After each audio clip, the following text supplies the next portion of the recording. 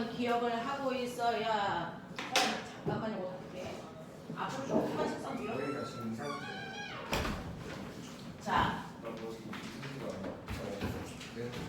자, 우리 지난 시간에 뭐 배웠었는지 잠깐만 복습하고요. 그리고 우리 역학적 에너지 파트 정리할게요.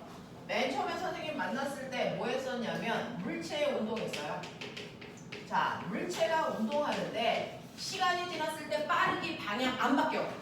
계속 일정한 빠르기, 계속 일정한 방향으로 가는 운동을 뭐라 그러냐? 등속도 운동? 등속도 운동. 아, 맞아. 근데 시간이 지났을 때 빠르기 또는 방향이 바뀌는 운동을 그럼 뭐라 그러냐? 가속도 운동. 그랬을 때 그 변화량이 시간에 따라 일정하면 그거를 가속도 중에 무슨 운동이라 그래? 등가속도 운동. 맞았어. 그래서 우리가 배웠던 게 등가속도 운동이라고 하는 시간에 따라. 안녕. 안녕하세요. 시험 잘 봤어? 네. 너 학교가 어디였지? 모은이 5분 중. 맞아. 점수 얘기 좀.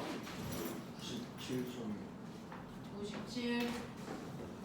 의진 시험지 가져왔어? 너 의진이 맞지?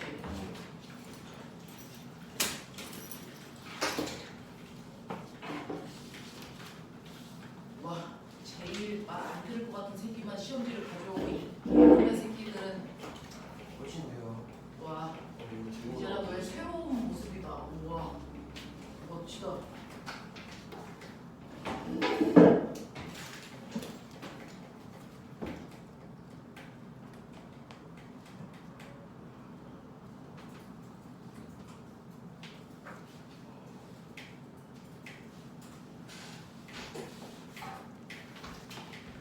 이제 혹시 물리트랬니? 네? 물리트랬니? 어떻게 봐야지.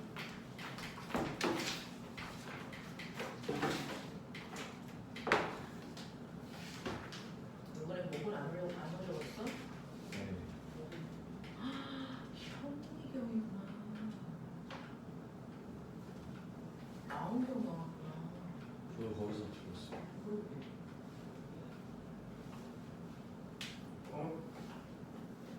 이상하지?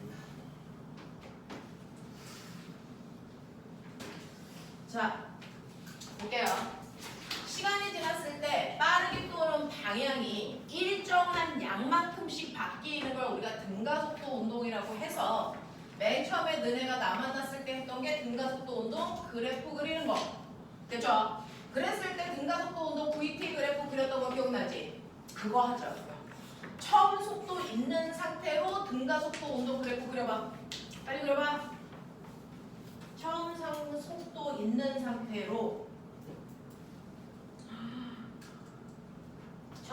있는 상태로 속도가 일정하게 빨라지는 등가속도 운동 그래프 그렸지? 오케이.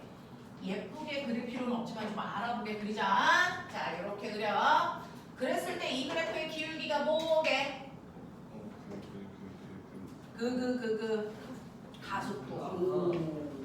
밑에 있는 면적이 뭐게? 간거리? 간거리. 맞아. 여기까지 생각나야 돼. 자, 그래놓고 등가속도 운동과 관련된 공식 3가지. 첫 번째, 두 번째, 세 번째 요거였는데요.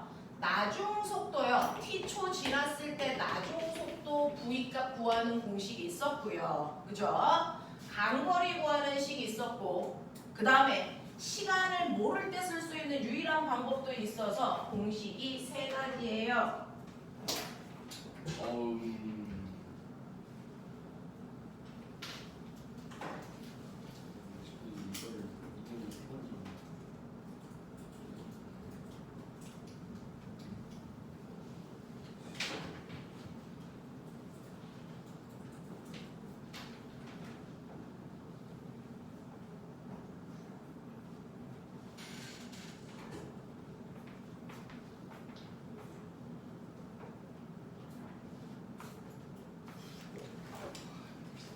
그죠?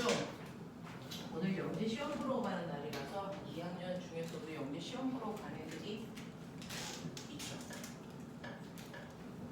와. 자, 요때요. 맨 처음에 시작은 V0인데 시간이 지났을 때 시간이 속도가 요만큼 증가해. 속도 증가량 어떻게 구하지? 속도 변화량. 맞아요. 가속도에다가 시간을 곱한 만큼이 속도 변화량이라서요. 나중 속도는요. 처음 속도에다가 속도가 늘어난 만큼을 더하면 돼.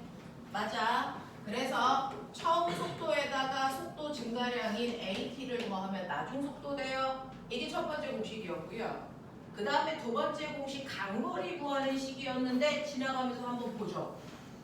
간거리 구하는 식이요. 평균 속력에다 걸린 시간 곱하는 거 말고 원래 공식도 있었어. 여기서 써봐. 뭐일까요?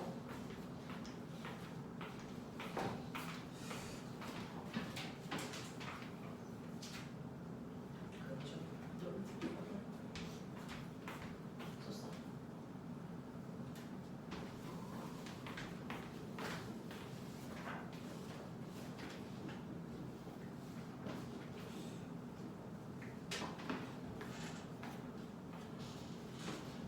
자, 간거리는 밑에 있는 넓이라서요. 밑에 있는 넓이는 사각형 넓이 더하기 삼각형 넓이. 요 자체가 공식이야. 기억나냐?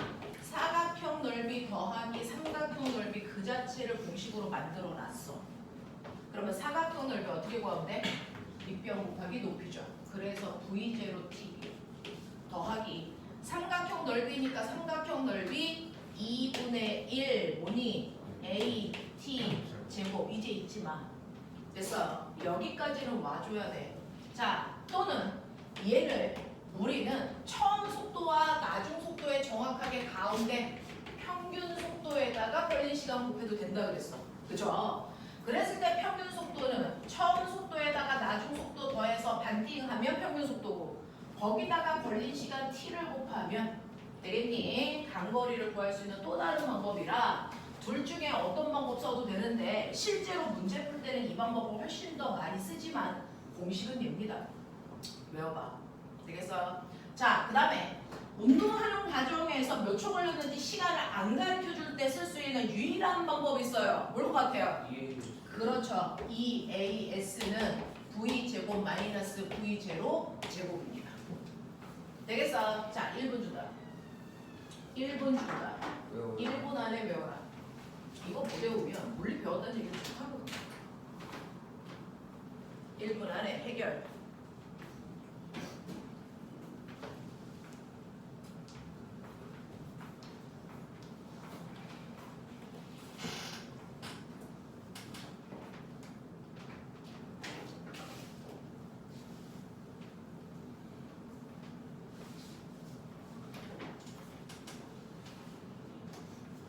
됐죠? A4 뒤집어. 자, 그래프에서부터 시작. 그래프 그리는 거부터 시작해서요. 그래프의 기울기, 면적, 의미 쓰시고요. 공식 3개 보지 말고 쓸 수 있어야 돼.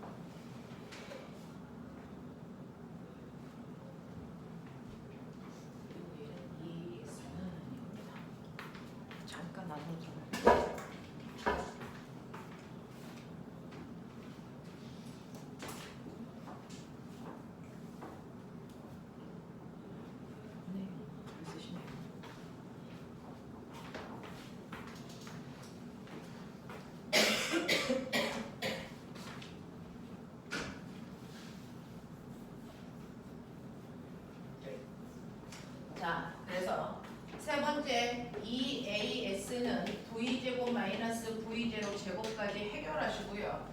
거리 구하는 공식 V0 T 플러스 2분의 1 AT 제곱 아셔야 물투 내용들은 평균 속력으로 구할 수 없거든요. 이 방법 알고 계셔야 돼요. 그렇죠? 자, 그래서 이렇게 등가속도 운동 그래프 해결하는 연습들 할 수 있게끔 하셔야 되고요. 그 다음에 우리가 선생님 만났을 때 했던 두 번째 내용이 뭐였냐면 뉴턴의 운동 법칙. 기억나냐? 4개 3개 뉴턴의 운동 법칙 몇 가지 있냐? 3가지. 써 빨리. 뉴턴의 운동 법칙 선생님 만나서 두 번째 시간에 했죠.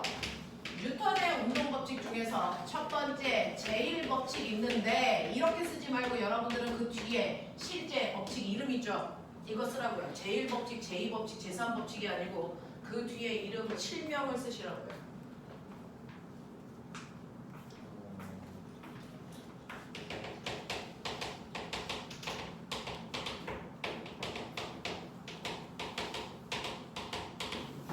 이렇게 들었어요.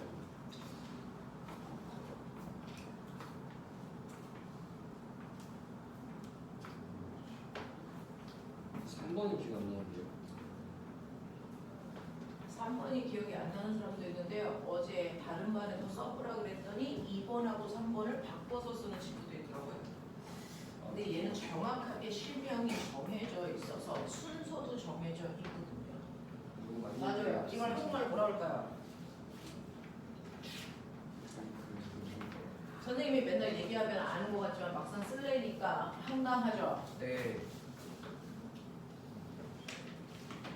이제 어디까지 기억나? 얘가 1번이에요.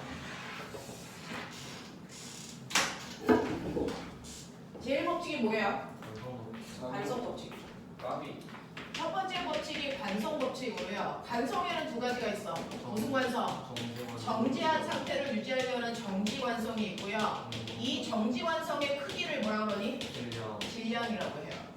자, 그런가 하면 움직이는 물체는 운동하는 상태를 유지하려는 무슨 관성도 있니? 운동 관성도 있지. 운동 관성의 크기를 뭐라 그러니? 이걸 뭐라 그러니? 이거 뭐라 그러죠? 운동량. 운동량 구하는 식 P는 MV. 그래서 여기서 V가 뭐니? 속. 속. 도이색이라.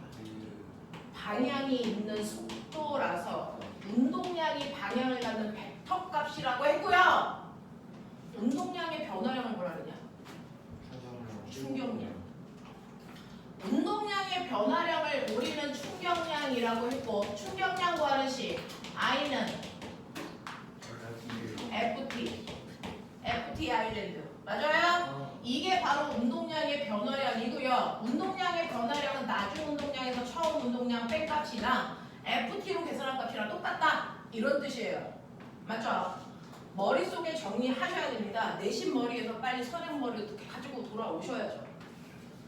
뉴턴의 운동 법칙 중에 제2법칙 무슨 법칙인 줄 아세요? 이거 가속도 법칙이에요. 제일 중요한. 자, 가속도의 크기를 결정하는 게 뭐다?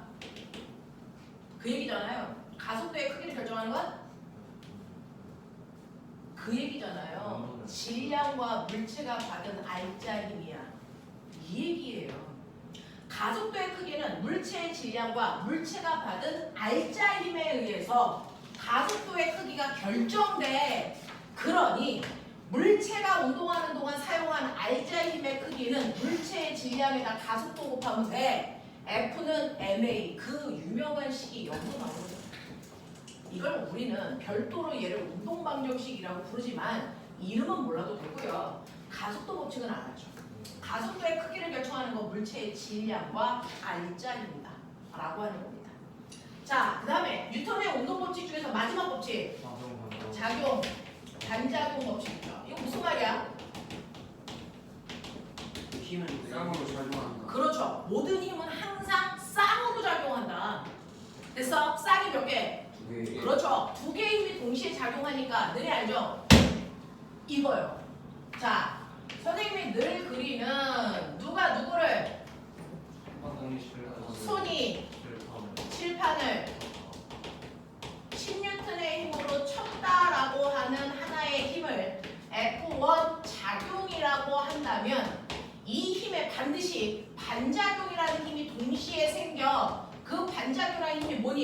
그래서 칠판이 손을 몇 뉴턴? 10뉴턴의 힘으로 치잖아? 그러면 이렇게 작용과 반작용의 두 힘의 관계는 반드시 힘의 크기는 어때야 되고 같아야 되고 방향은 반대여야 된다고. 반대. 그럼 그 중에서요 F1이라는 힘을 이 그림에다가 그려봐. 빨리. F1이라는 힘을 이 그림에 나타내면 어떻게 그리면 돼?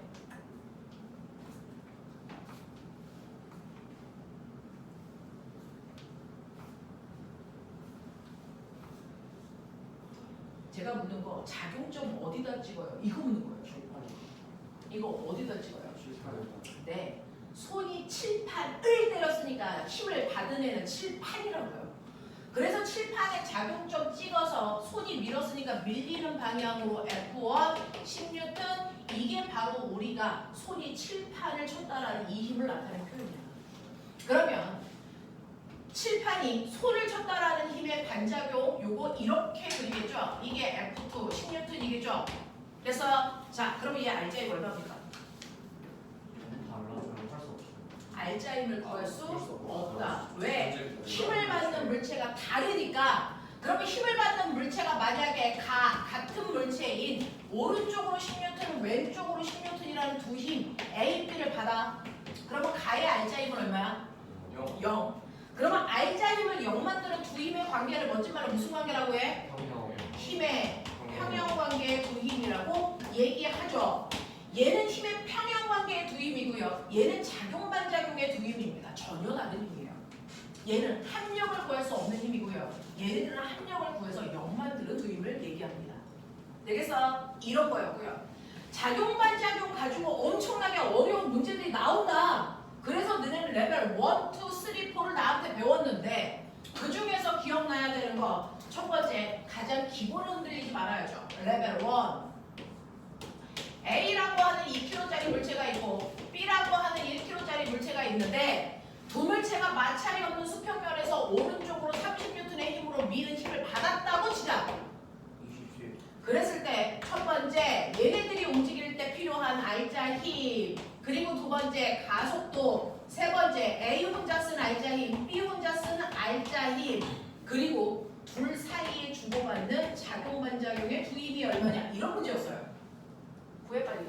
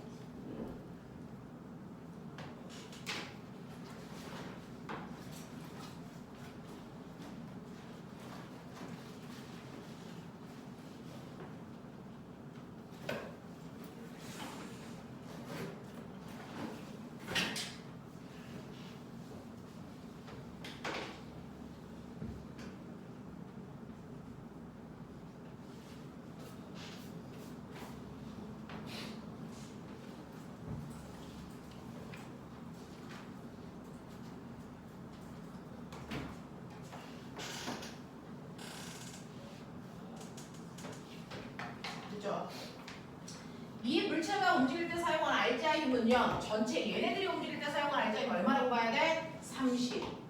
그 30이라는 알자 힘으로 움직인 게 몇 킬로야? 몇 킬로야? 3킬로야. 그러니 가속도 얼마야? 10이야. 그 가속도로 움직일 때 A 혼자서 사용한 힘은요. F는 MA라는 운동 방정식 중에 A 혼자서 사용한 힘을 구하려면 A의 질량과 A의 가속도만 곱하면 되고요. B도 똑같습니다. 라는 얘기예요. 그래서 A는 2kg짜리가 가속도가 10이고요. B는 1kg짜리가 가속도가 10이기 때문에 A는 혼자서 20N, B는 혼자서 10N의 힘을 나눠 쓰는데 힘을 나눠 쓰는 비율은 뭐가 결정한 거다? 질량비. 다 기억이 나셔야 됩니다. 됐죠? 그래서 질량비가 2대1이기 때문에 처음부터 얘네가 받은 알자 힘을 2대1로 나눠 쓰기 때문에 굳이 구하지 않아도 A 혼자서 쓴 힘이 20과 B 혼자서 쓴 힘이 10이라는 걸 예측한다. 그렇다면 맨 처음에 30이라는 힘을 받은 A는요. 자기가 필요한 힘 20 쓰고 얼마를? 10. 10으로. A가 B를 밀었기 때문에 B가 A를 얼마로 밉니까? 10으로 밀죠. 그래서 A와 B 사이에 주고받은 작용 반작용의 힘이 10N이어야 된다 이런 얘기였어. 맞아? 100? 오케이. 근데요. 레벨 1을 응용하면 어떤 일이 발생을 하냐면 요번에는요. 똑같은 크기의 힘을요. A 쪽에서 미는 게 아니고 B 쪽에서 이렇게 30N의 힘을 밀어. 됐어?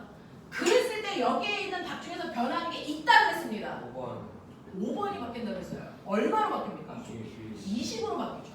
그래서 30이라는 힘을 직접 받은 건 요번에는 A가 아니고 B니까 B가 자기가 운동할 때 쓴 힘 10을 빼고 나머지를 A를 미는데 건네줘야죠. 그래서 요번에 건네주는 힘은 20입니다. 그래서 B가 A를 20으로 미니까 A도 B를 작용 반작용 20으로 밀어. 미는 방향이 바뀌면 건너가는 힘의 크기도 달라져야 된다. 이런 얘기였어요. 그죠? 요 얘기였습니다. 그랬을 때 레벨 1은 이거라면 레벨 2, 레벨 3는 비슷한 유형이었으니까 레벨 4. 레벨 4에서는요. 이런 식으로 그 정도로 있더라. 그래서 한쪽에는 2kg짜리 물체가 있고요. 한쪽에는 1kg짜리 물체가 이렇게 있다. 1kg가 아니고 3kg짜리 물체가 이렇게 있다고 치자. 그랬을 때 A, B가 있으면 A는 뭐 할 거니? 올라가고요. B는 뭐 할 겁니까? 내려갈 겁니다. 납득하시죠? 네. 그랬을 때 5개 도와줘요. R자 힘, 가속도, A 혼자 쓴 힘, B 혼자서 쓴 힘, 그리고 줄에 걸려있는 장력 이런 얘기입니다.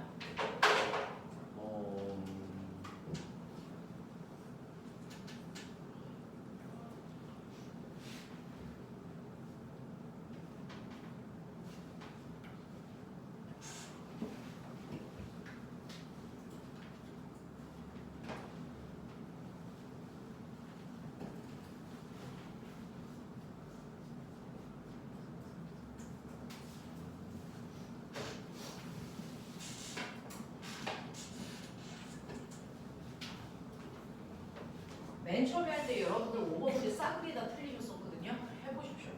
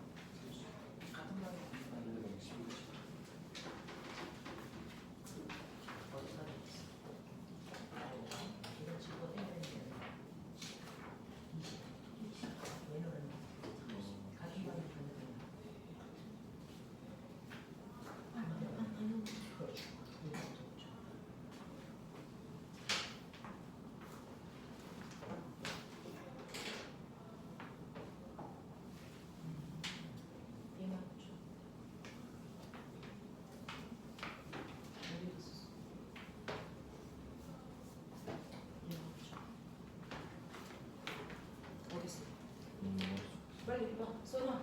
이제 써.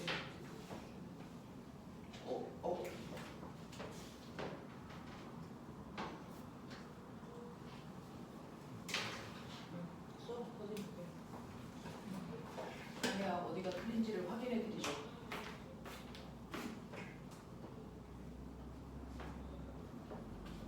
자, 가속도는 질량 이 10이라는 힘이 총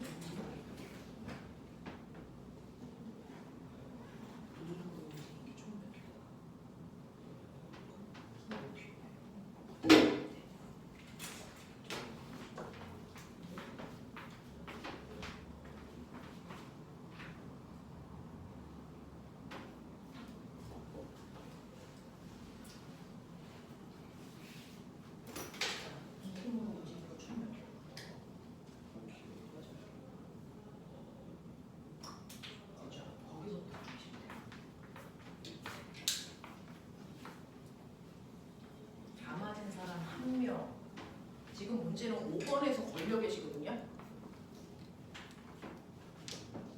맞아. 거기까지 잘 봤어. 정 맞았냐?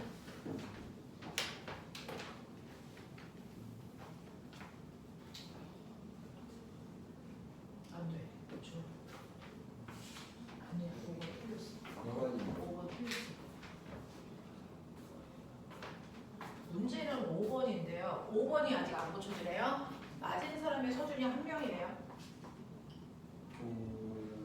다시. 자, 왜 틀렸을까요? 라고 하면 그래도 1번부터 4번까지는 오셔요. 대부분 보니까.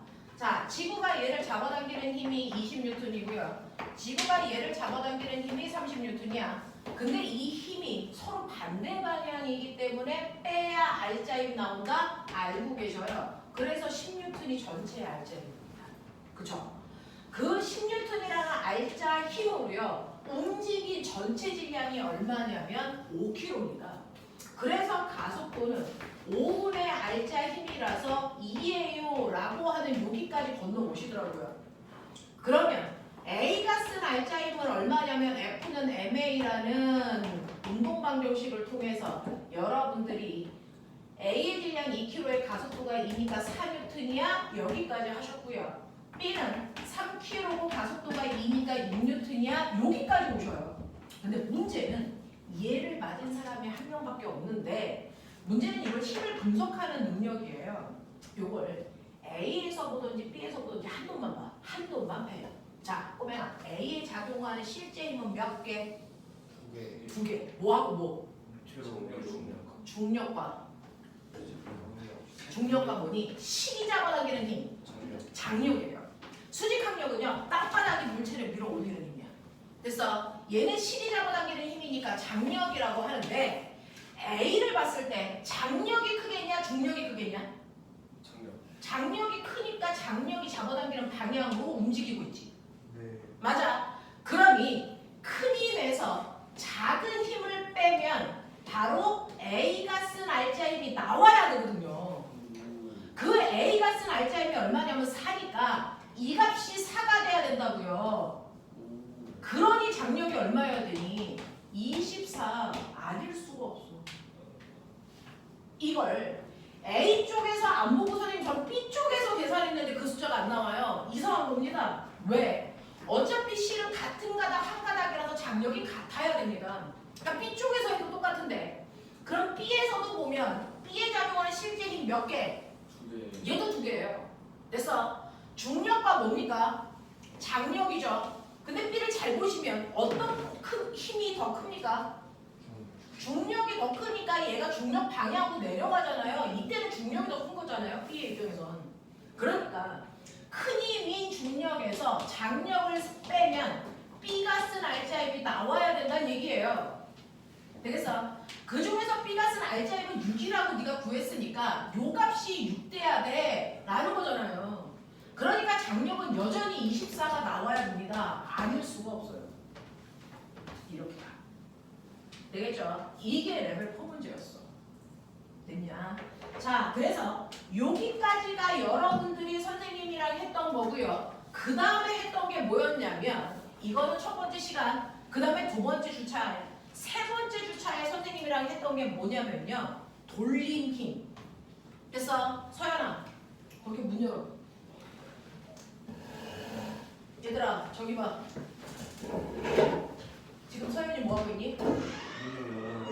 배운 사람들이 문을 뭐하고 있어? 돌리고 있죠. 서연아 됐어. 너 이제 오케이. 자, 우리가 세 번째 배웠던 건 물체를 회전시키는 뭐였다? 돌림 힘이었다 이거죠. 돌림 힘은요. 물체를 회전시키는 뭐였니? 능력이야. 이렇게 얘기해서 물체를 뺑글뺑글 회전시킬 수 있는 능력을 그래서 우리는 돌림힘이라고 해요 라고 했잖아요. 그러면 이렇게 물체를 뺑글뺑글 회전시킬 수 있는 능력을 돌림힘이라고 했으니까 생각해봐. 이렇게 벽면에요 나사를 통해서 나무 토막을 이렇게 묶어놨어. 기억나? 그랬을 때요.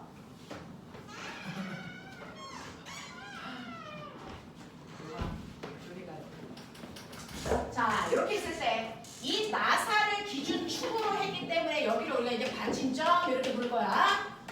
이 받침점으로부터 떨어져 있는 거리가 R 2m 떨어진 곳에 내가 정확하게 90도 방향으로 쿵 눌러. 그래서 90도 각도로 쿵 눌렀을 때 내가 준 힘이 10N이라고 치자. 그 힘을 줬더니 이 막대기가 이렇게 회전해서 얘가 이렇게 왔어. 와, 이 막대는 시계 방향으로 회전했네? 그러니까 나는 막대를 시계 방향으로 회전시키는 돌림힘을 준 거예요. 맞았어? 그러면 이렇게 물체를 회전시키는 돌림힘을 어떻게 구한다 했어? 받침점으로부터 떨어져 있는 거리 R에다가 그래서 90도 방향으로 누르는 힘을 곱하면 돼 라고 했으니 받침점으로부터 떨어져 있는 거리가 2m이고요. 그 2m 떨어진 곳에서 내가 수직 방향으로 누른 힘이 10N이래. 그러니까 물체를 시계 방향으로 회전시킨 힘이 얼마라고? 20Nm라는 돌림힘 줬어요. 이렇게 구했어. 맞지? 자, 그러면 이러한 돌림힘을 줬을 때요. 이제 우리 그동안 배웠던 거 쭉 복습하고 있어. 애들 머리가 초기화돼서. 그래서 선생님은 내신 끝나고 오는 주가 제일 힘들어요. 저희도요. 저희도. 개새끼들. 자, 그러면 이러한 돌림힘을 이용해서 만든 게 시소. 자, 우리 아빠 앉았어. 우리 아빠 80kg. 자, 받침점으로부터 1m 떨어진 곳에서 아빠가 앉아있으면 아빠는 시소를 무슨 방향으로? 반시계 방향으로 돌리려고 돌림힘을 주고 있을 텐데. 자, 아들이 앉았어. 20kg. 그러면 이 아들은 몇 미터 떨어진 곳에 있어야 시소가 어느 쪽으로도 기울어지지 않게끔 돌림힘을 줄 수 있겠니? 라고 하면 아빠가 주고 있는 반시계 방향의 돌림힘과 아들이 주고 있는 시계 방향의 돌림힘이 같아야 어느 쪽으로도 회전 안 하죠. 그래서 그랬을 때 아빠는요 80kg니까 800N의 힘을 받침점으로부터 1m 떨어진 곳에서 주고 있다면 아들은 20kg짜리니까 200N의 힘을 얼마만큼 떨어진 곳에서 줘야 됩니까? 4죠. 그래서 우리 기억하라 그랬죠. 힘의 비율이 4대 1이기 때문에 받침점으로부터 각각 떨어져 있는 거리의 비율은 거꾸로 1대 4여야 어느 쪽으로도 기울어지지 않게 양쪽으로 회전시키려는 돌림의 크기를 같게 만들 수 있다. 이 상태를 무슨 상태라고 하지? 돌림 평형 상태를 만들 수 있다 이렇게 표현해서 맞아. 그러면 우리는요 실제로 여러분들 총 3시간에 걸쳐서 저한테 평형이라는 단어 2가지 배웠어요. 말해. 힘의 평형과 돌림의 평형. 자, 힘의 평형과 돌림의 평형 이 둘을 동시에 만족할 때가 그렇죠. 물체가 실제로 정지되어 있는 상태, 가장 완벽한 상태. 그래서 힘의 평형과 돌림, 힘, 평형을 동시에 만족할 때가 물체가 완벽하게 정지되어 있을 수 있는 상태, 이걸 멋진 말로 역학적 평형이라고 한다. 되겠냐? 이랬었어. 그죠? 그러면서 인간이 만든 도구 중에서 가장 원초적으로 우리가 제일 먼저 사용했던 게 지뢰야 그랬어. 근데 기억나냐? 지뢰의 구조. 우리가 알고 있는 지뢰는요. 맞아요. 이렇게 생겨 있어서 무거운 200N짜리 물체를요. 받침점으로부터 1m 떨어진 곳에 놓고 저는 받침점으로부터 5m 떨어진 곳에 힘을 조금만 주고 얘를 들어 올리고 싶어. 자, 이때 필요한 최소한의 힘은 얼마? 40N. 네. 길이비가 몇 대 몇입니까? 1대 5니까 힘의 비가 얼마겠습니까? 5대 1. 그래서 얼마? 40N의 힘이 물체를 누를 수 있는 최소한의 힘이야 라고 하는 이런 얘기가 돌림힘에서 나온 겁니다. 되겠어?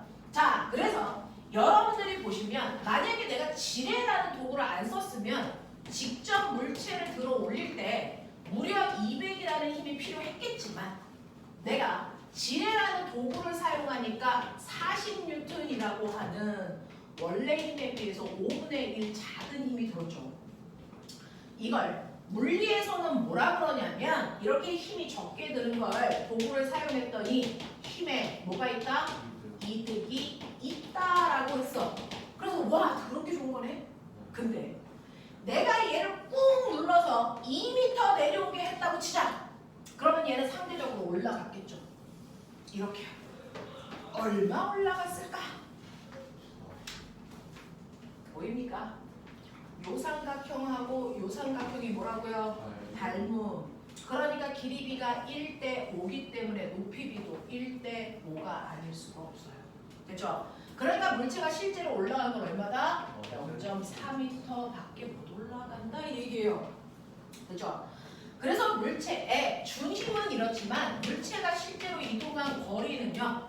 내가 2m 눌러주는 동안 0.4m 밖에 못 올라가기 때문에 실제로 물체가 움직인 거에 비해서 무려 5배나 많이 움직여줬다라는 결론이야. 맞죠?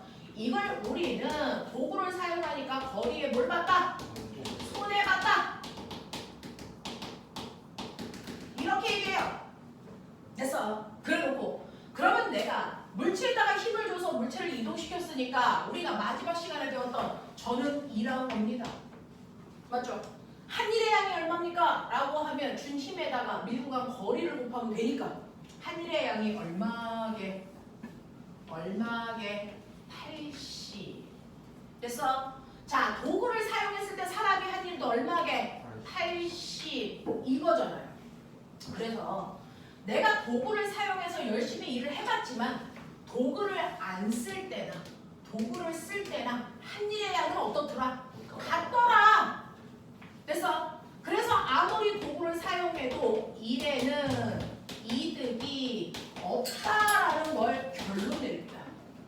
아무리 과학이 발달해서 아무리 위대한 도구를 만들어도요 한 일의 이득을 볼 수 있는 도구를 만들 수 있다 없다? 이게 불가능하다는 겁니다. 알겠어요? 자, 그러면 이 세 개를 줄여서 어떤 도구를 사용해도요 힘은 줄일 수 있지만 힘이 준 만큼 거리는 늘어나기 때문에 한일의 양의 변화가 없다. 이걸 줄여서 도구를 사용해도 일의 원리가 성립된다. 이렇게 표현한다 그랬어요. 알겠어? 그래서 지구상에 어떤 도구를 사용해도 무조건 일의 원리는 성립하는 거다. 라는 얘기를 했단 말이죠.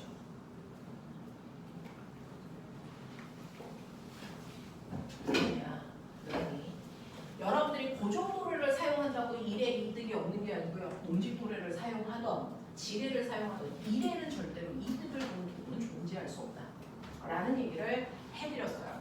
자, 그래서 여기까지가 여러분들이 선생님하고 했던 세 번째 시간이었고요. 네 번째, 시험 보러 가기 직전 저하고 했던 게 뭘까요? 그렇다면 우리는 과학에서 얘기하는 일이라는 거의 정체는 뭐고 에너지는 뭐였냐? 이걸 넣었잖아, 너네 나한테. 맞아. 네. 중학교 3학년 내용입니다. 자, 그 중에서요. 여러분들이 기억해야 되는 일이라는 거 실제로 우리가 일상에서 얘기하는 일과 과학에서 얘기하는 일은 같지 않아. 그래서 실제로 집에서는 아빠가 회사 일을 하려고 힘들다고 하지만 회사 일을 객관적으로 측정할 수 없기 때문에 일로 인정하지 않아. 객관적으로 과학에서 얘기하는 일이라는 건 측정 가능한 일것들만 일이라고 한다. 그러면 어떤 걸 일이라고 하니? 라고 하면 일을 할 수 있는 대상이 필요하죠. A, 2kg짜리 어떤 물체가 필요해. 자, 근데 그 물체에다가요 내가 힘을 줘서 이 새끼를 밀었어. 얼마의 힘을 줬냐면 10N의 힘을 주니까 마찰이 없는 면에서 이 물체가 밀려가겠죠. 얼마 밀려가냐면 2m 밀고 갔다고 쳐. 그래서 물체가 여기까지 왔어. 그럼 난 일 했니 안 했니? 한 겁니다. 됐어? 네. 일의 정의가 뭐냐면 일이라는 건 반드시 물체에 힘을 주어 힘준 방향으로 물체를 뭐 해야 된다? 이동시키는 행위만을 일이라고 한다 그랬어요. 물체에다가 힘을 줘서 힘을 준 방향으로 물체를 이동시키는 것만 우리는 일이라고 하겠다 이렇게 표현한 거죠. 되겠어? 그러면 내가 힘을 줬네요. 네. 그러면 일을 한 거 맞네요. 맞아요. 그럼 제가 일을 얼마나 할게요? 계산해야죠. 일할 양은요. 네가 준 힘에다가요. 밀고 간 거리를 곱해야 한 일의 양이라는 물리량을 계산할 수 있다. 이 얘기입니다. 그럼 저는 저 물체를 이동시키는데 10N이라는 힘을 줘서 2m 밀고 갔네요. 오케이. 그러면 제가 한 일의 양은 얼마입니까? 숫자는 숫자끼리 계산, 단위는 단위끼리 계산해서 원래는 20Nm예요 라고 쓰셔야 되는데 단위 중복해서 쓰는 거 귀찮아서 과학자 이름으로 바꿔서 우리는 한 일이 20줄이라고 쓰더라. 이렇게 표현했어요. 되겠냐? 이렇게 표현했다. 그래서 한 일의 양이 20입니다 라고 하는 거 할 수 있어야 중3 내신 해결합니다. 되겠죠? 자, 근데 이러한 일에도 사실은 종류가 있다. 기억나냐? 일에도 종류가 있습니다. 됐죠? 그 일 중에서요. 내가 오른쪽으로 10N의 힘을 밀어서 2m 가는 동안 꼬맹아 실제로는 물체와 바닥 사이의 운동을 방해하는 방향으로 마찰도 작용해 4N 라고 치자. 그렇다면 여러분들이 하고 계셔야 되는 일의 종류요.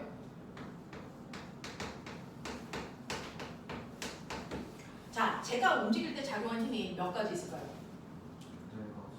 네 가지. 뭐 있는데? 사람이 준 힘, 또 중력, 또 마찰력, 또 수직항력, 뭐 이런 거 있죠. 그래서 얘네들의 각각의 일을 보여준다는 거죠. 자, 그럼 그 중에서요. 첫 번째 보여드릴게요. 첫 번째, 사람이 준 힘. 그거를 우리가 그냥 줄여서 힘이 한 일. 이렇게 표현하면 사람이 준 힘이 한 일이란 뜻이에요.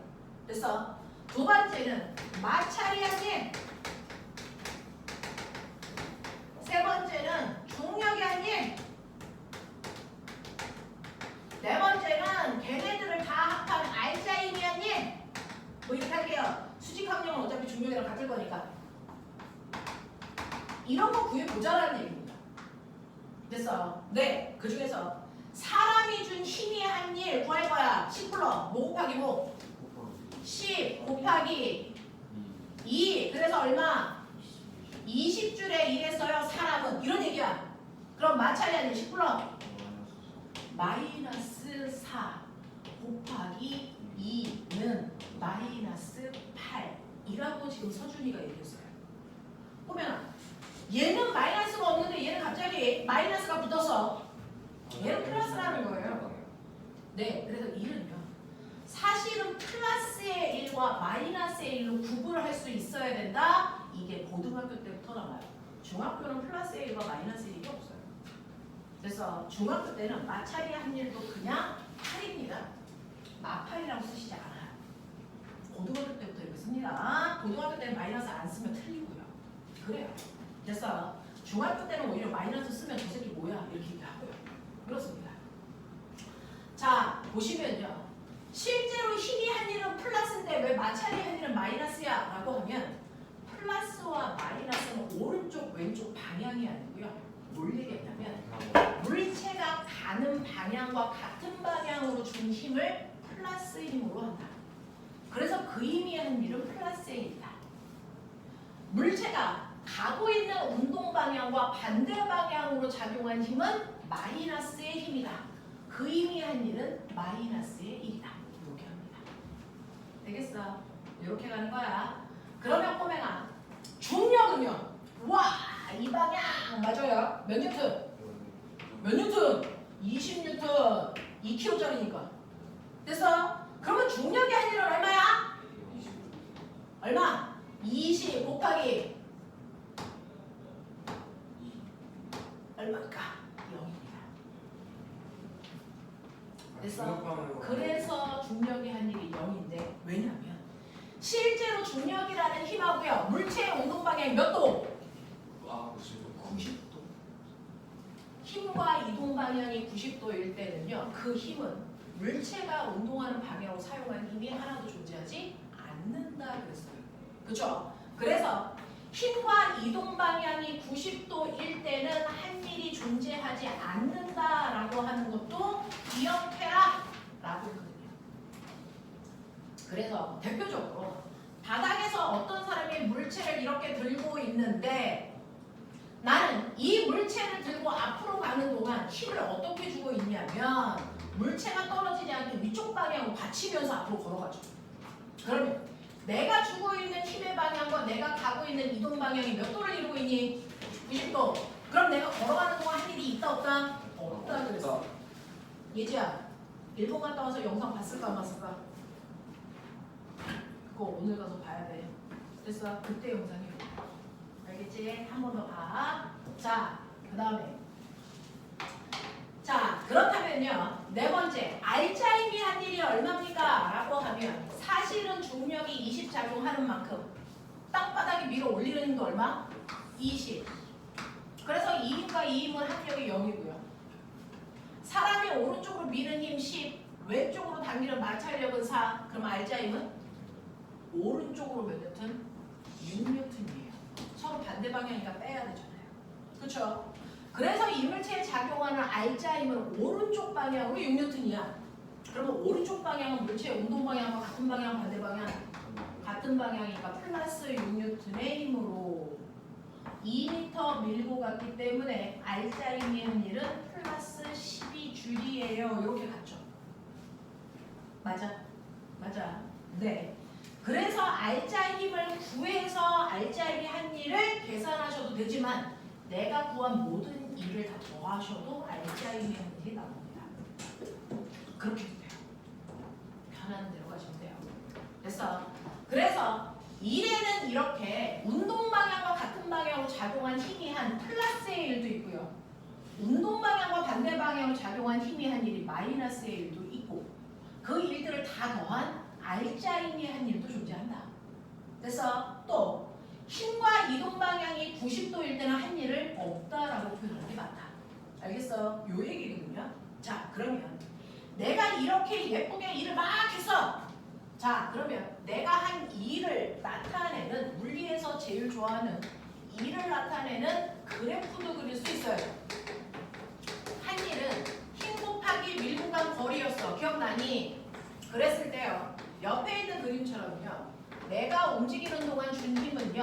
10뉴턴의 힘을 계속 줘서 몇 미터 끌고 갔냐면 2미터 갈 때까지 10뉴턴의 힘을 계속 줬습니다. 이렇게 그래프 그려요. 그러면 이때 한 일 어디 있습니까?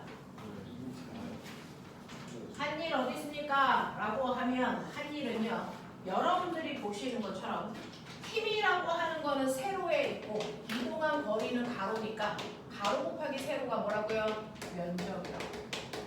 그러니까 한 일은 이 그래프 밑에 있는 면적이 바로 한 일을 얘기한다. 되겠어? 이런 얘기였어요. 이런 얘기였어요. 그래서 한 일의 위치가 어딘지 보시고 그래프의 모양이 사각형이면 사각형 넓이 구하시면 되고 삼각형이면 삼각형 넓이 구하시면 한 일을 제대로 구한 거다라고 하는 것도 머릿속에 두시면 된다. 자, 그러면 제가 이러한 일을 하는데요. 나 일 얼마만큼 할 수 있어? 무한대? 아니죠. 나는 일할 수 있는 능력이 정해져 있어요. 내가 일할 수 있는 능력 얼마게? 그게 바로 내가 가지고 있는 에너지만큼입니다. 그래서 에너지라는 건 사실은 일할 수 있는 능력이라는 뜻이다. 됐어? 그래서 내가 만약에 처음에 가지고 있는 나의 에너지가 얼마냐면 100이 썼다라고 칠게. 이건 무슨 말이냐면 나는 100만큼 일할 수 있어. 이런 뜻이야. 됐어? 근데 이만큼의 에너지를 가지고 있던 내가 일을 했습니다. 40만큼 했어요. 그러면 일을 한 후에 나의 나중에 에너지가 여전히 100일까? 아니죠. 얼마입니까? 60밖에 안 가지고 있어요. 그래서 왜?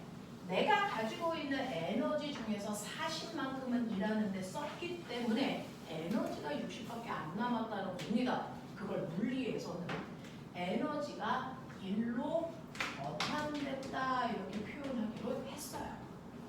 그래서 그래서 이걸 수식으로 표현하면 100 중에서 40만큼을 그래서 일하는데 썼기 때문에 나중 에너지는 60 남았어요. 이렇게 표현한다라는 얘기죠. 자, 그러면 이제 저의 처음 에너지는 60인데요.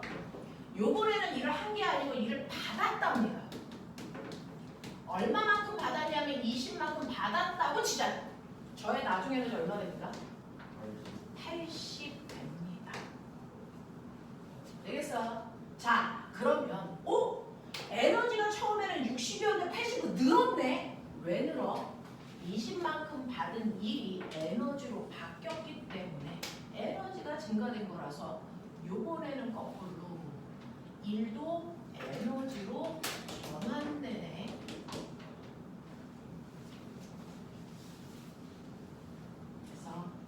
그래서 에너지가 일로 바뀌는 것처럼 일도 에너지로 바뀔 수 있는 서로 전환되는 관계입니다.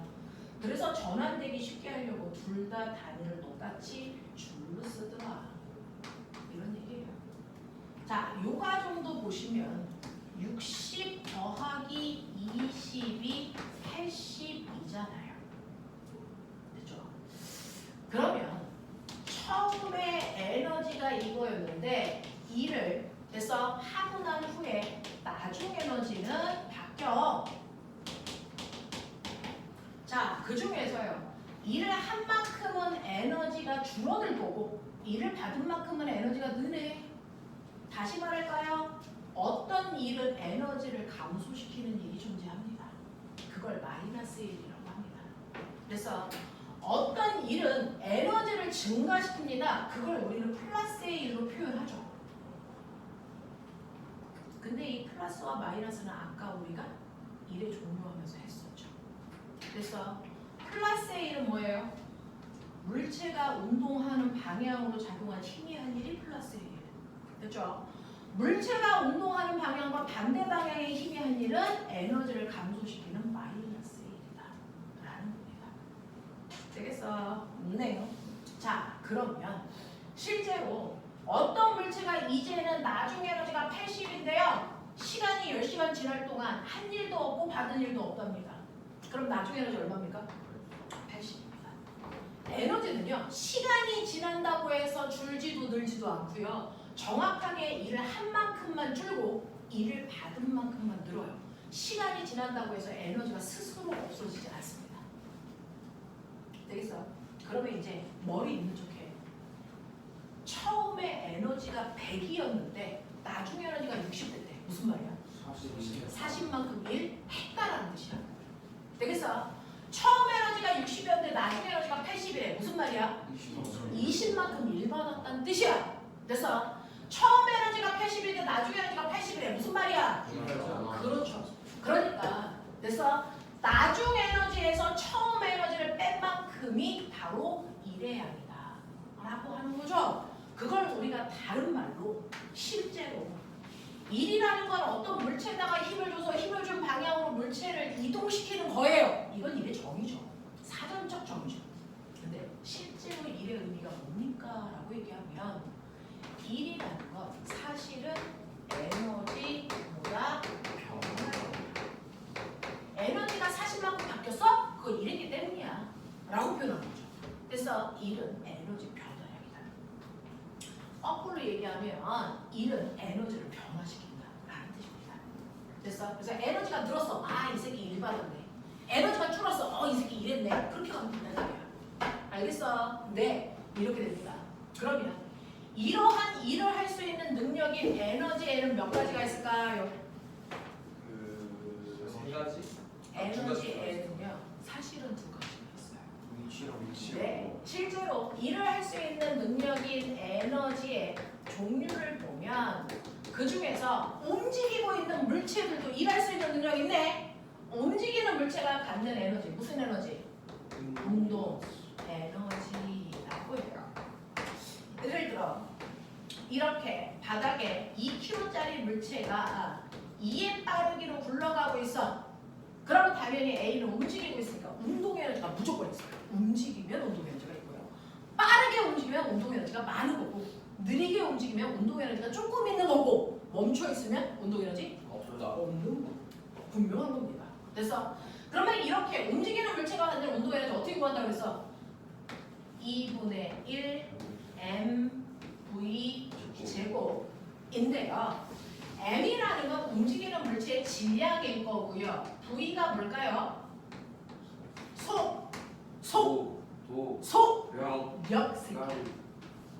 속력의 제곱. 됐어? 이거예요. 에너지는 방향이 없어요. 그래서 2분의 1 곱하기 2kg 곱하기 속력의 제곱이니까 2를 제곱하면 4. 그래서 움직이는 이물체가 갖는 운동에너지 4줄만큼의 운동에너지 가지고 있구나. 그러니까 얘는 4줄만큼 일할 수 있네. 이런 뜻이야. 이해 되겠어? 오케이. 중3 내신 문제라고 했어. 중3 가서 이거 잘 모르겠어. 뒤져. 자, 이렇게 움직이는 물체가 갖는 에너지, 운동 에너지.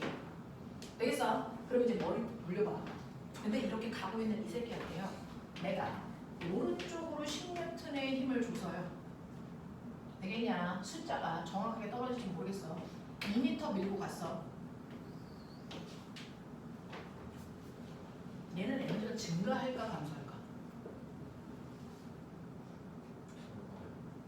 증가할까 감소할까? 증가하겠지. 왜? 운동하는 방향으로 힘을 줘서 밀고 갔으니까. 됐어? 한 일은 플러스의 일이야. 맞죠? 물체가 운동한 방향으로 일을 해줬기 때문에 에너지를 증가시키는 일을 받은 거야. 얼마만큼? 20만큼. 그러면 꼬매가 얘는 처음에 가지고 있던 에너지가 4였는데요. 얘가 2를 받았네요. 20만큼. 그럼 나중 에너지는 얼마일까요? 24의 운동 에너지를 갖겠죠. 그러면 이때 속력이 얼마일까요? 해 빨리. 이때 속력 얼마일까요? 하십시오. 이게 중3 내신 문제죠. 이 정도는 우리나라 중3 알면 큽니다. 몇 달 안 남았죠? 내년도 중3.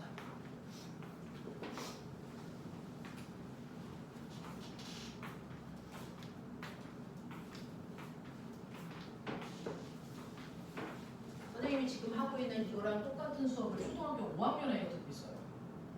그 새끼가 이걸 이해합니다. 뭐야? IQ가 지금 2배 아니에요? 그렇지 않습니다. 자, 보세요. 그럼 나중 운동 에너지가 24인데요. 나중 운동의 에너지도 똑같이 2분의 1 mv 제곱으로 구하니 2분의 1 곱하기 저 아이의 질량 그대로 2kg 대신에 속도가 빨라졌을 때 나중 속도는 모르니까 그 속도의 제곱 이게 24인 거죠. 그랬을 때 계산하시면 속력의 제곱이 24야. 그러니까 속력은 얼마라고요? 2루트 얼마? 6이요. 라고 하는 빠르기로 가고 있구나 정도는 여러분들이 할 수 있습니다. 그래서 적어도 물리원을 선행하는데 이 정도는 풀어야죠. 자, 그래서 이런 식으로 에너지와 이 사이에 관계가 있고 운동 에너지 이렇게 관계가 있는 거구나 라고 하는 거. 움직이는 물체가 갖는 에너지, 운동 에너지 2분의 1 mv 제곱. 근데 움직이는 게 아니고요. 어떤 물체가 땅바닥에 있었다? 자, 생각해. 2kg짜리 물체야. 땅바닥에 붙어 있었어. 근데 나 얘를 들어 올려. 자, 그래서 5m 높이로 들고 올라갈 거야. 그러면 이거 들어 올리려면 필요한 최소한의 힘은 얼마겠니? 당연히 지구가 잡은 한계는 얼마만큼? 중력만큼 힘줘야죠. 그래야 올라가겠죠. 이 중력 얼마니? 20이라고 하는 중력만큼의 힘을 줘야 이동시킬 수 있어요. 그러면 중력이라는 힘으로 이동시킨 거리는 얼마니? 5m죠. 그래서 여기 올라가겠죠. 됐어. 그래서 얘한테 해준 일은요. 네. 20N의 힘으로 5m 밀고 갔으니까 저는 100줄의 일을 해줘서 물체를 이 위에 올렸습니다. 이 5m 높이 위에 선반에 얘를 올렸어요. 그러면 사람은 일을 한 거고 A라는 물체는 일을 뭐 한 거니? 받은 거죠. 물체가 일 받으면 에너지가 뭐 한다? 증가한다. 그래서 이렇게 땅바닥으로부터 높은 곳에 올라갔을 때 생기는 일이요. 바로 물체가 갖는 무슨 에너지라고 한다? 위치 됐어. 그래서 위치 에너지는요, 기준보다 높은 곳에 있는 물체가 갖는 에너지예요. 기준보다 높은 곳에 있는 물체가 갖는 에너지가 위치 에너지고요. 그 기준보다 몇 미터 높이에 있느냐에 따라 위치 에너지의 크기는 달라지겠죠. 그러면 항상 기준은 어디로 적어요? 지면 없어요. 그때마다 달라요. 지면을 기준으로 하면 땅바닥부터 몇 미터라고 하면 되고요. 얘 선반을 기준으로 하면 위치 에너지 있어 없어? 없죠. 그러니까 그때마다 기준을 봐야 그 기준으로부터 높이를 재야 위치 에너지가 있다 없다를 판단합니다. 이 칠판 지우개 위치 에너지 있을까 없을까? 어디서? 그러니까요. 그게 먼저 나와야죠. 그렇죠. 만약에 교실 바닥을 기준으로 하면 얘 위치 에너지 있냐 없니? 있죠. 웬만큼 높이에 있으니까. 근데 칠판 쪽을 기준으로 하면 위치 에너지 있어 없어? 없어요. 이런 얘기야. 그게 과학적 사고예요. 되겠어요? 기준 정확하게 잡아야 된다. 됐어? 네.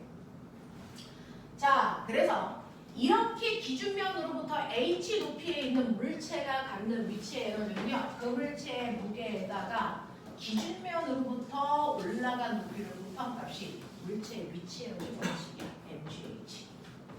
이게 물체의 위치 에너지 구하는 식이다라고 하는 거 기억해 두시면 되겠죠. 그래서 그러니 여러분들이 알고 있는 것처럼 꼬맹아, 땅바닥으로부터 2km 높이의 새 새끼가 날아가 2km짜리 새가요. 오른쪽으로 2의 빠르기로 날아가는데 땅바닥으로부터 5m 높이에 있다고 치자. 와, 우리 새가 있어요. 그러면 이 새는 운동에너지 있니 없니? 있죠. 날아가고 있으니까. 위치 에너지 있을까 없을까? 지면을 기준으로 있겠죠. 됐어. 자, 이 새 운동 에너지 얼마냐? 불러. 얼마? 2분의 1 곱하기 2 곱하기 4. 그래서 얼마? 4줄만큼의 운동 에너지 있어. 맞아. 위치 에너지는요? 불러. 2 곱하기 10 곱하기 얼마야? 5. 그래서 얼마? 100줄. 이거죠. 그러면 이 점에서 이 새가 갖는 진짜 에너지는요, 4일까 100일까? 합한 거. 됐어? 그래서 위치 에너지와 운동 에너지를 다 가지고 있을 때요, 어떤 지점에서 이 둘을 합한 게 물체가 가지고 있는 우리는 무슨 에너지라고 한다? 역학적 에너지라고 한다. 중학교 3학년 6단원 2학기 중간고사 시험범위. 얘는 1학기 기말고사, 얘는 2학기 중간고사. 중학교 3학년 내용이요, 얘 따로 돌리게 돼서.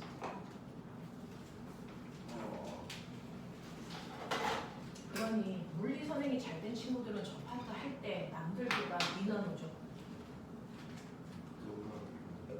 그러니 지금 고생하시는 게 맞습니다. 자, 그러면 역학적 에너지는 별게 아니다. 어떤 지점에서 갖는 물체의 운동 에너지와 위치 에너지를 그냥 더하면 된다. 그러면 이 새가요, 이제 여기에서 더 이상 힘을 주지 않고 중력에 따라서 내려갔다 올라갔다 막 이렇게 할 수 있어. 역학적 에너지 변할까 안 변할까? 안 변합니다. 자, 그러면 이러한 역학적 에너지는요, 위치 에너지 더하기 운동 에너지라고 했는데, 이러한 역학적 에너지가 변하지 않고 보존된다라고 하자. 그거는 물체가 중력만 받고 떨어질 때 그렇습니다. 자, 예를 들어 여기에 꼬매가 머리 돌려봐. 여기에 10m 높이에 2kg짜리 물체가 있다. 얘 A다. 자, 얘를 가만히 손을 가지고 있다가 손을 놓을 거야. 그랬을 때 땅바닥에 닿기 직전에 이 아이의 속력은 얼마일까? 이건데요. 실제로요, 얘는 중력만 받고 떨어지니까 역학적 에너지가 보존된대. 그러면 떨어지기 직전에 가라는 이 맨 처음에 높은 곳에서 보면 얘는 위치 에너지, 운동 에너지를 합한 역학적 에너지가 있을 거야. 자, 그 중에서 위치 에너지는 mgh니까요. 2 곱하기 중력 가속도를 곱하면 무게 20N. 거기다가 높이 10을 곱하면 물체의 위치 에너지, 얘는 위치 에너지 200 가지고 있고요. 운동 에너지는 2분의 1 곱하기 2 곱하기 0이었죠? 그럼 운동 에너지 있을까 없을까? 없어요. 속력이 0이니까 0이겠죠. 그러면 얘의 역학적 에너지는 200이네. 그렇죠? 자, 이 순간의 역학적 에너지는 위치 에너지가 역학적 에너지 값이다. 느꼈어? 그리고 손을 놓아서 땅바닥 닦기 직전 위치 에너지 얼마 되게? 0입니다. 기준에 맞으니까. 근데 보면은 역학적 에너지가 보존돼야 돼. 그러면 얘는 여기에 와도 역학적 에너지가 얼마 돼야 돼? 200. 그러면 200이 됐다는 건 이 순간에 운동 에너지가 얼마여야 된다는 얘기야? 200이어야 된다는 얘기야. 납득해? 멍 때리면 뒤진다. 그러면 땅바닥에 닿기 직전 운동 에너지가 200이니까 운동 에너지는 2분의 1 곱하기 2 곱하기 속력을 제곱한 값이겠죠? 이게 200이란 뜻이겠죠? 됐어요? 그러면 속력이 얼마일까? 우리는 10루트 2라는 빠르기로 땅에 닿겠구나. 이런 얘기입니다. 네, 알겠습니까? 이런 얘기죠. 네? 얘지 눈에서 피나겠다. 잠 깨라. 자, 그래서 이런 것들을 할 수 있어야 지금 선생님은요 고등학교 선행 하나도 안 했습니다. 역학적 에너지 파트 오면서 그냥 중3 내용 하고 있어요. 통합과학 수준도 못 갔습니다. 지금 중3 거 하고 있는 거 맞죠? 됐어. 네. 그러면 여기서 요거 하나만 보여드리고 잠깐 끊어드릴 테니까 정신 차려. 자, 보면 마찰이 없는 공간에서는 역학적 에너지가 보존되거든요. 그래서 역학적 에너지가 보존되는 롤러코스터를 만들고 싶어요. 역학적 에너지가 보존되는 롤러코스터 만들고 싶다. 여기에 질량이 2kg짜리 물체 A를 역학적 에너지를 보존시키려면 물체와 레일 사이에 뭐가 없어야 돼? 마찰 없어. 그랬을 때요. A라는 위치는요. 기준면으로부터 20m 높이에 있는 지점. B라는 지점은요. 기준면으로부터 10m 높이에 있는 지점. 10m스럽다고 봐. 여기는요. 기준면으로부터 16m 높이에 있는 지점. 여기는요. 기준면으로부터 4m 높이에 있는 D라는 지점. 이렇게 네 군데 잡자. 그래서 내가 마찰이 없는 레일 위에 물체를 놓고요. 한 번만 살짝 손으로 건드려주면 얘가 후후 놀이동산에 타는 롤러코스터가 됩니다. 그렇죠? 그래서 내려갔다 올라갔다 이렇게 할 겁니다. 그래도 마찰이 없기 때문에 모든 지점의 역학적 에너지 어때야 된다? 같아야 된다. 되겠어? 자, 선생님 여기서요. 한 번에 고3까지 끌고 가볼 테니까 따라와. 정신 이빨 차려. A 지점이요. 위치 에너지와 운동 에너지를 더하면 역학적 에너지라고 했어. 그쵸? 그 중에서 위치 에너지는요. mgH니까 여러분들 보시는 것처럼 얼마입니까? mg 얼마? 20. 됐어? 그냥 이렇게 쓸게요. 높이만. 네. 운동 에너지 얼마입니까? 0. 가만히 있었으니까. 그러면 A 지점에서 역학적 에너지 얼마입니까? mg 20의 크기야. 근데 얘가 내려가 B를 지나고 C를 지나고 D에 와도 역학적 에너지 뭐 돼야 된다고? 보존. 그러니까 항상 역학적 에너지의 합은 얼마여야 되니? mg 20, mg 20, mg 20이어야 돼. 고등학교 가면요. 한 문제를 30초에 풀어야 되기 때문에 쓸데없는 산수 계산 안 합니다. 그래서 문자로 계산하는 거예요. 자, 그 중에서요. 머리 있는 척해. B 지점에 왔어. B 지점에서 위치 에너지 얼마일까? mg10입니다. 그럼 머리 있는 척해. 운동 에너지가 얼마였어요? 그렇죠. mg10이어야 역학적 에너지가 mg20 되죠. 그러니까 B점에서의 운동 에너지 얼마니? 라고 물어봤을 때 우리나라 중학교 3학년 애들 습관적으로 여기 속력을 모르는데 운동 에너지 못 구해요. 근데 아니잖아요. 역학적 에너지 알고 위치 에너지 알기 때문에 운동 에너지는 속력 없이도 구할 수 있다. 맞아요. 이거예요. 그럼 이제 해. C 위치 에너지 mg 16 운동 에너지 mg 4 사고하는 방식이야. 이게 물리에서. 자, D 위치 에너지 mg4 운동 에너지 mg16이라고. 이 얘기야. 그러면 실제로요. 하나의 물체가 내려갔다 올라갔다 하는 각각의 지점을 보여드렸는데 그 지점 중 A점과 B점에서의 저물체의 위치 에너지의 B는 몇 대 몇이냐 이런 거 물어봐요. 됐어. 위치 에너지의 B는 당연히 A와 B의 위치 에너지가 이렇게 써져 있으니까 mg 20대 mg 10일 거니까 선생님 20대 10이라서 2대 1이에요. 이거죠. 네. 근데 결론은 답은 2대 1인데 이 2대 1을 끌고 온 숫자는 뭐니? 높이. 20과 10이라는 거죠. 이 20과 10의 정체가 뭡니까? 네. 기준면으로부터 떠 있는 높이가 물체의 무슨 에너지의 비율이다? 위치 에너지 비율이다. 이 얘기입니다. 그러니 굳이 이렇게 계산해서 약분하는 이런 짓은 안 하시는 거예요. 맞아. 이거거든요. 그래서 같은 물체가 움직일 때 높이가 다를 때 위치 에너지의 비율은 그냥 그 물체가 기준면으로부터 떠 있는 높이 비를 보면 된다는 거죠. 그러니 B 대 C의 위치 에너지의 비율을 물어봐도 이제 되겠습니까? 얼마입니까? 5대 8이죠. C 대 D의 위치 에너지의 비율을 물어봐도 얼마입니까?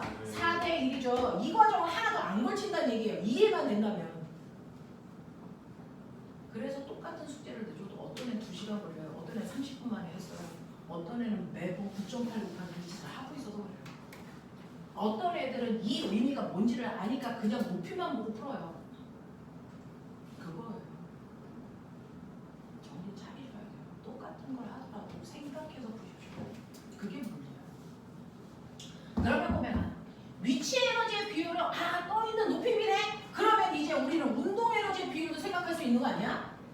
그러면 B 대 C의 운동 에너지의 비율은 어떠니? 라고 물어보면 당연히 B와 C의 운동 에너지 비율 여기 있잖아.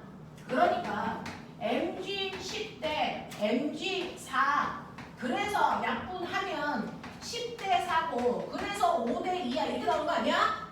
그러면 이 5대 2의 숫자를 결정하는 건 뭐였냐? 강소와 높이. 이게 바로 뭐니? 10과 4라고 하는 숫자인데 이 숫자의 정체가 뭐냐? 강소와 높이. 네. 실제로요. 제가 말씀드렸죠. 처음부터 끝까지 역학적 에너지의 크기는 어떻게 된다? 얼마만큼? 20. 그러니까 요 높이에 해당되는 이게 바로 역학적 에너지의 크기야. 모든 지점에. 그중 A에서는 그만큼의 크기를 다 무슨 에너지가 가지고 있어? 위치 에너지. 그러니까 운동 에너지 얼마야? 0. 맞아? B에서는요.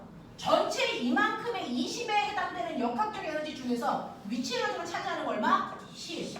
그럼 나머지 얼마가? 12. 무슨 에너지? 운동 에너지. 전체 에너지의 합인 역학적 에너지가 20이어야 된다니까. 근데 그 중에서 위치 에너지가 16이야. 그럼 운동 에너지는? 4. 나머지 4지. 맞아. 전체 역학적 에너지가 얼마라고? 20. 근데 위치 에너지가 얼마라고? 4. 그럼 운동 에너지는? 16이 아닐 수가 없어. 그러면 그 운동 에너지를 결정하는 높이는 뭐냐면 물체가 최고점으로부터 낙하한 거리가 운동 에너지의 크기를 결정해. 이 얘기야. 돼? 하겠어? 이 얘기야. 자, 그러면 선생님 저는요 여기에서 뭘 알았냐면 지금 선생님이 새로운 거 하나도 안 가르치고 있어요. 시험 보러 가기 직전에 했던 거 다시 해드리고 있는 거죠. 네. 운동 에너지의 비율. C 대 D의 운동 에너지의 비율 몇 대 몇이라고요? 1대 4. 속력비는 얼마일까요? C 대 D의 속력비. 이거죠. C지점의 운동 에너지는 2분의 1 MVC의 제곱 대 2분의 1 MVD의 제곱입니다.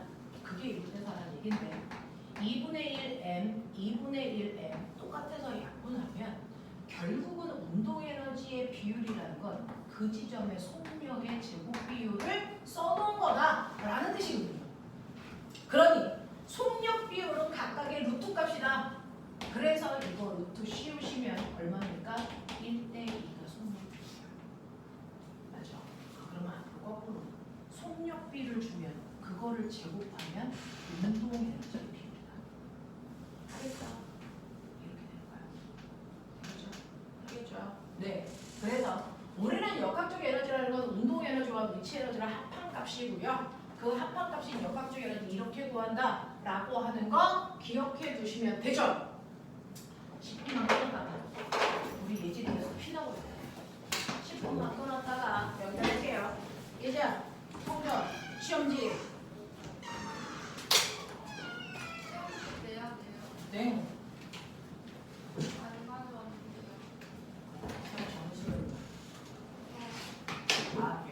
196이요. 맞아요.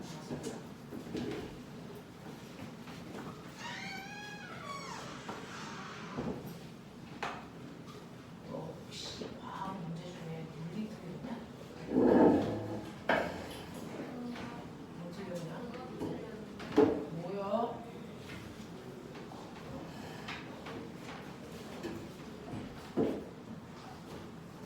몰라서 틀렸어요.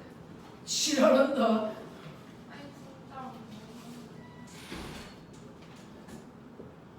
목동에서 모를 게 뭐가 있을까?